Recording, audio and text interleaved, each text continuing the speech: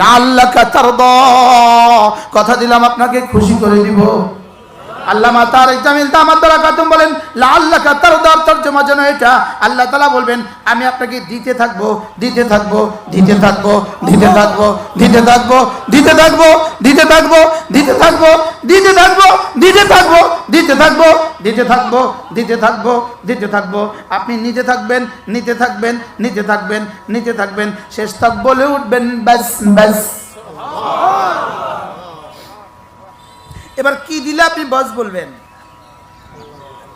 আরে সুবহানাল্লাহ বলেন। কি কি পাইলে আপনি বস বলবেন? আমাদের বুঝান না। হ্যাঁ হ্যাঁ, আরে আজ থেকে মওত পর্যন্ত জীবনে যা লাগে সব দিতে হবে।